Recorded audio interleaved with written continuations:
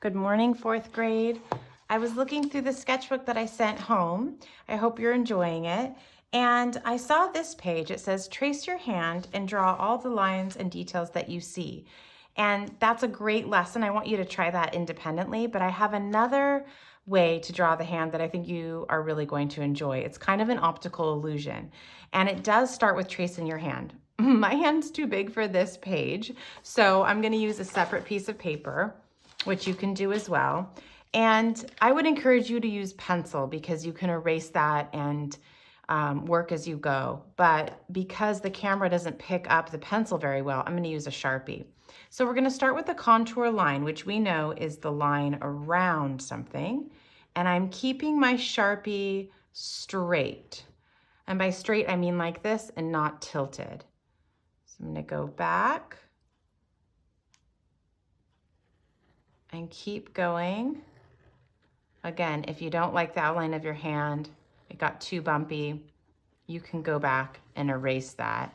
I'm not going to worry about it being too perfect. Okay, so there's my outline. And what I did here is I'm trying to show the difference between something that is 3D and something that is flat. Now, that's difficult on a flat drawing, but there's a couple things that you can do. And what I want you to imagine is that you're drawing the surface, which is flat, and then the surface that is curved. So you're gonna have your lines going like this. And that gives the illusion that it's 3D. You don't have to use a ruler or anything. These lines don't have to be perfectly straight, but I'm gonna start like this, and I'm gonna go all the way across. And then when I get to a finger, I'm gonna make that line curved. And that's showing that it's 3D. So when you draw two lines next to each other like that, that could be just a flat rectangle. But if I go like this, all of a sudden it looks a little round. Now, if I do a little bit of shading on one side, oh, it looks even more 3D. What if I press harder and do a shadow?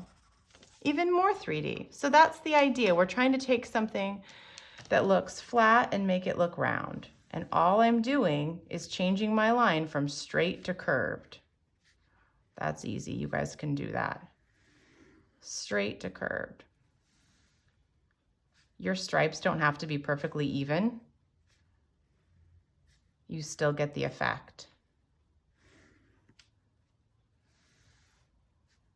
So some parts are going to be a little bit more difficult than the fingers. I found the knuckles to be a little bit tricky, but what I did is I just imagined that my pencil's going over those bumps. It's a little bumpy right here, but right here it's smooth.